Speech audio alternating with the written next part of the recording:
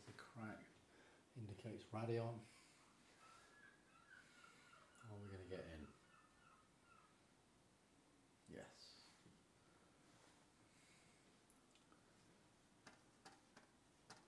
Okay, so here we are in bare metal. This is the Threadripper 3970X CPU on a TRX40 Asrock Creator motherboard. Currently running at 4 GHz, 256 of RAM, and we've got 2 Radeons on in there, so I'll show you what is inside this machine. And if you look at the audio side, it does work with the Realtek audio as well at the back. Loopback works, Fireface 800 on the Firewire card is working great, and plus a couple of others there, so include the Decklink mini monitor at the moment. I've also got an 8K Decklink 8K card which I'll put in place of this, and it works fine. Bluetooth is working. Graphics display, we've got 2 Radeon 7 cards in, they give me 32 gigs on the cards total, and as I say, they are working fully in 30-bit, which means 10-bit monitor. This is a Dell 8K monitor. We're currently running at 4K. Memory 256, NVMe's, 3 NVMe drive. We've got 2 MP600s, which is set aside for a Proxmox version of Mac Catalina, and I'm currently running this on an SSD, so when I actually convert this over to bare metal, I expect to see a 3 or 4 times speed improvement on loading the OS, etc. Sabrent Rocket I use for storage. It's an 8TB Sabrent Rocket, and we've got another MP600 which I use for scratch discs, very fast drive for video editing and RAW. PCIe doesn't show up on this, I'm afraid, but there you are. A printer, SATA drives. These are the 3 drives. One of these is a 2TB drive, which I'm running this clone copy from the M2 drive for testing of Catalina, and of course we're using OpenCore 6.1, I think it's 6.01, latest version as of the end of August, and we've set up the MMIO memory addresses so we can get around and reserve out some of the NVRAM and get things like Shutdown working and sleep. USB, there we have all the USBs. We've got the limiter on as well. That's a 15-port limit for Macs. So yeah, all good. Network, everything's working hunky-dory. Got a Quantia network built into this particular motherboard, and it's working fine. And they've got a wireless Broadcom, very Apple-friendly Airport Extreme, the BCM 43X series, which works great if it's switched on. It's not switched on at the moment because in the past on Proxmox I've had it turned off because it does get in the way of audio, and they get a little bit of crackling here and there in the past. With bare metal, it doesn't seem to be any problems whatsoever. Quick run through some of the apps then. So what does it support? Well, of course, all the Apple apps are very well supported. This is the very latest version of FCPX 10.4.9. And if I open up a quick demo, I've got a Gordon Lang one I think I was doing earlier. There's one little testy shot of some Brighton stuff with 3 cameras. And I was in particular looking at what he did with the S1H. And you can see I can zip by very, very quickly. And I've just shown you that we can pan across from this monitor also to our Decklink playback monitor, the mini monitor here. This is showing DCI on the TV, stroke HDR monitor from Panasonic, and it works beautifully. And again, if you're grading, very, very quick. If you're getting about stuff, this is H.265 and H.264 combination on this timeline. And it handles with aplomb. Really is pretty quick. Let's close that one down then. That works very well. Logic, that's another Apple product, so let's open that one. 10.5.1, very latest version. And hopefully, I've got to just have bought some scans because I've been bringing some new plugins in lately. But just to show you, this has got a video on track 1 with a few sort of musical piano things I've been messing around with a few weeks back, but just to show you it working. There you go, it's playing a few tunes. Maple Leaf, Joplin, and you know, we're getting by wherever we want to, high speed, no problem at all. With Logic, I've set the preferences on the audio to for the Fireface 800, the RME, just to show you the RME. I've set mic 10 on, it's all working very well. You hear my recording in real time here. So there we go. Interface working well. It also got the input output buffer of 256, which is kind of recommended for the Fireface. It's an old, they're really good audio boxes, but I've got two of these, but I've only got one in at the moment. But I am looking at getting a MADI implementation now that bare metal is working. And again, you know, flies around. No problem at all in Logic Pro X. Let's have a look at some of the Adobe stuff then. So if we bring up Adobe Beta, because we know some of those are working. Oops, if I just do Adobe Beta in Spotlight, it should bring some of them up. Okay, so we'll look at Premiere Pro first. This is the Beta edition. It supports Apple ProRes RAW now. And you know, they take a little bit of time to load up like they do, I guess, on Proxmox. And anything else, this is loading probably a RAW. The last recording I think was a RAW one, so it might be just taking its time. But remember, we are running off SSD at the moment, so on the M2 it'll be considerably quicker. I'm just trying to show you what works with bare metal on the TRX40 chipset. And you can see this is RAW recording from Ninja 5.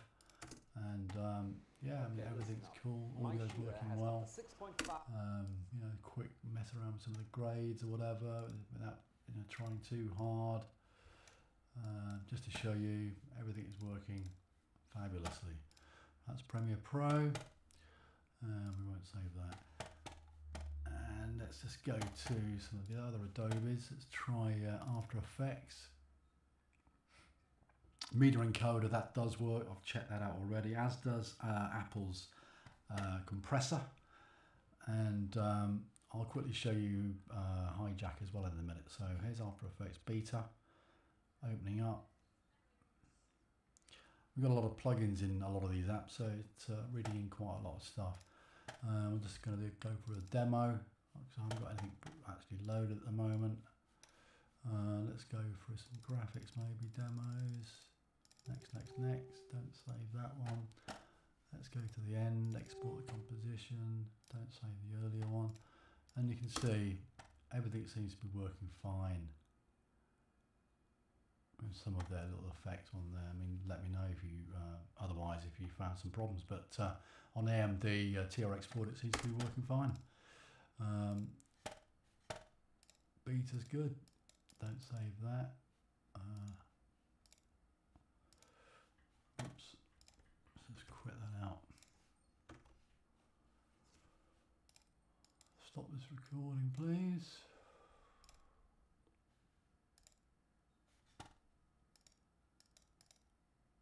Don't save. Okay, that's a weird one. I haven't seen that before. It's a little bit slow there at closing down. Fair dues. Adobe. I am trying to race through these. Let's have a look at Audition.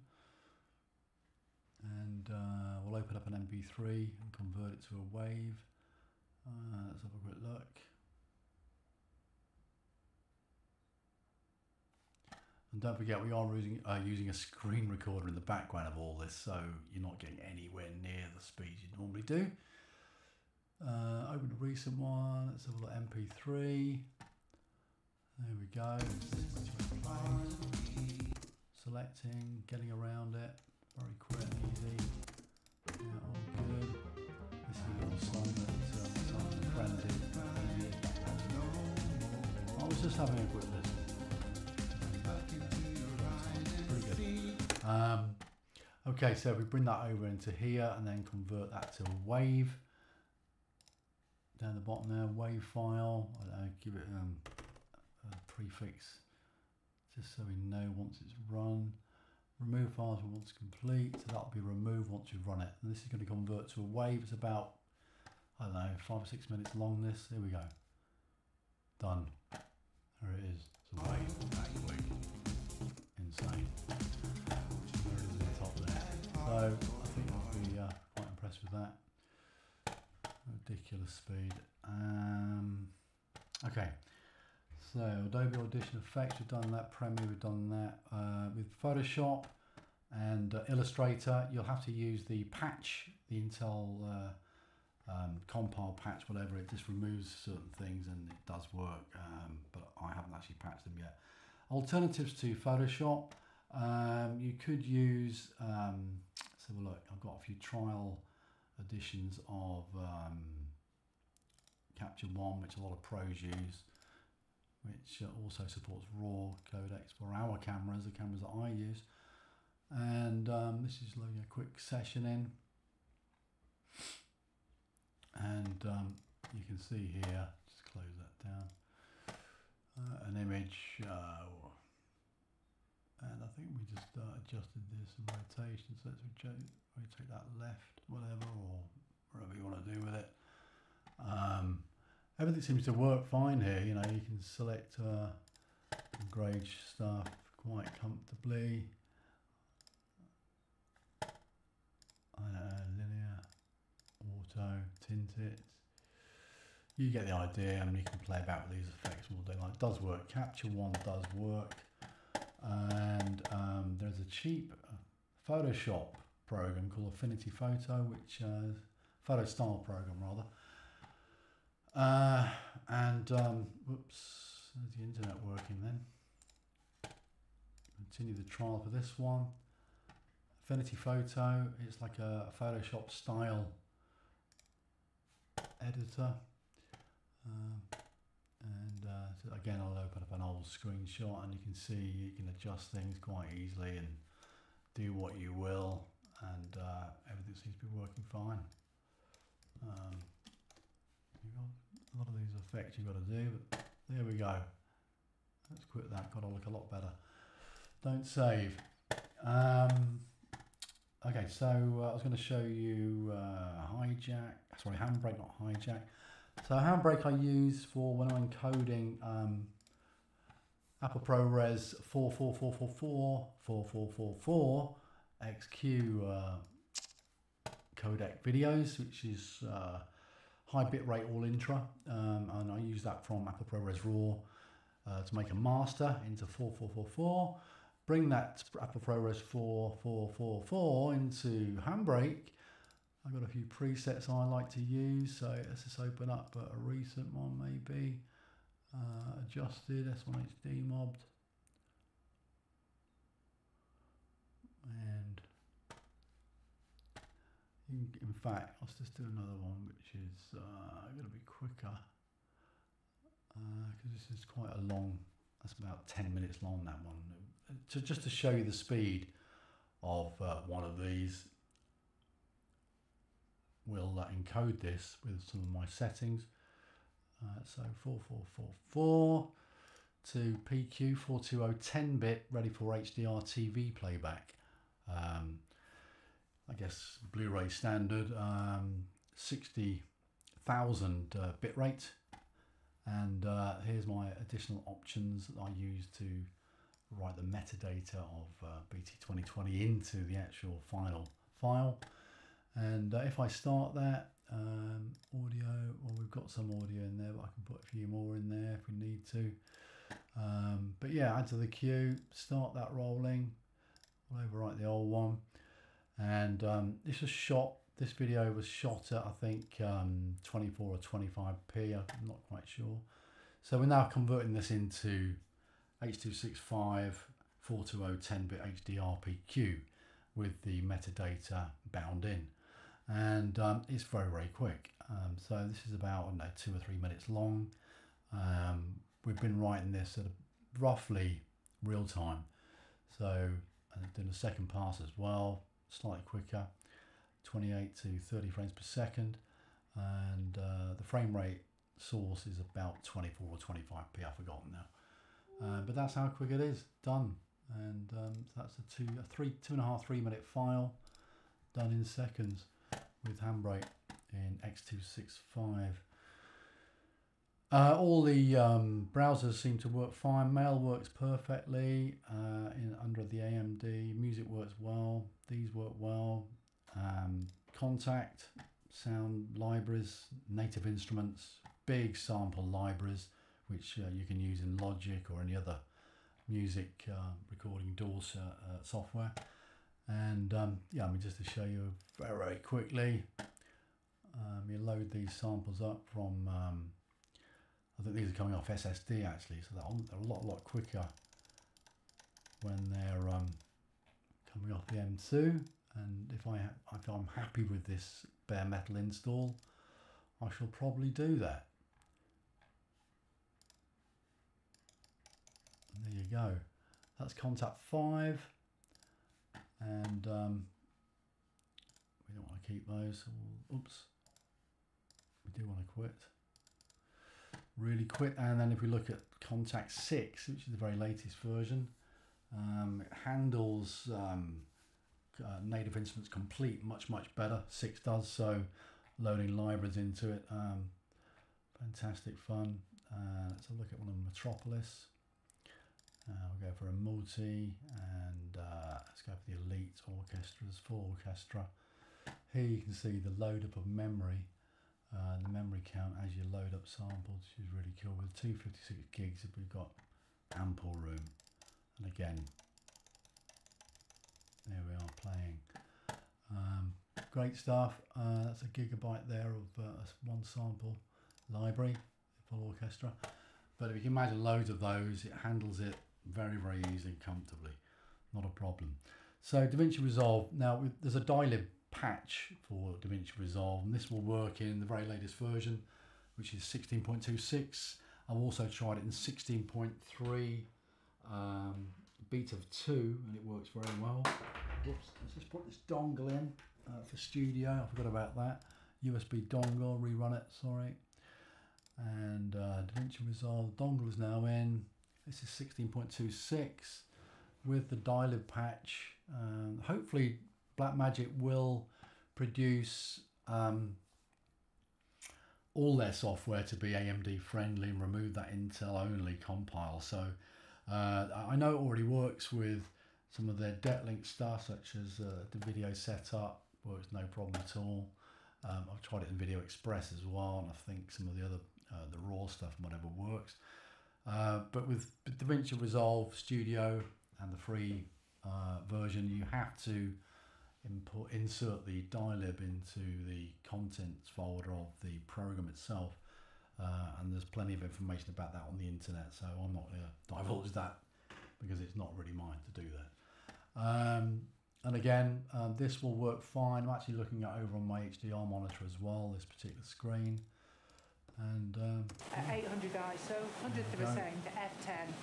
Gordon Lang's video regarding DCI at looking at 3 different cameras, and all seems to work very well indeed. No problem. Canon Just to show you EOS the grading as well, if we need to bring it out. Yeah, everything seems to be working as normal in real time, and spectacular speed. I've got dual Radeon 7s, as I said, 2 16 gig cards giving me 32 gigs in metal, so it's pretty fast, and with that sort of memory you can't go wrong. Okay, I want to save that, so you get the idea. DaVinci Resolve working. Okay, Tentacle works, if anyone that Assimilate Scratch works. Very quick look, you know, you can change the imagery, whatever, in real time with Assimilate Scratch. This supports Apple ProRes RAW, which is an absolutely fantastic program. Quit that. Loopback works, OBS works. There you can see my level on a loopback through the Fireface using loopback. If I would need to use that in OBS, it comes in very handy, or Discord, I believe. Discord, I'm on here, that works, although I haven't really set it up fully yet, so I need to confirm everything works with Discord. There's OBS, of course you can make it as big as you like, and I haven't really set it up since a few months ago. But yeah, OBS is all working, I can't moan about that, and some of the little programs all work. All the Office programs from Microsoft work. VLC works, QuickTime, Movies, they all work. Edit Ready if you want to convert compressed codecs like H.264, H.265 to from ProRes. You can do that no problem, it does work. It's not totally chained down to Intel, which is good. Now Camtasia 2019, I've tried 2022, it doesn't work under bare metal on AMD TRX40 chipset, whereas the one I'm using now, ScreenFlow from Telestream, does. So I can put the computer to sleep, and of course the display.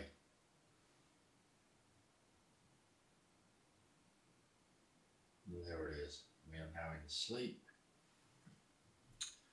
Display asleep.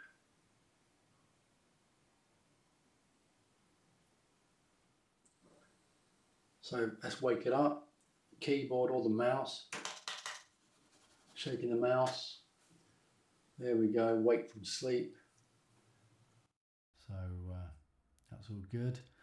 So that gives you a brief sort of rundown of what's working on the TRX40 chipset. So thanks for listening and watching, and see you soon.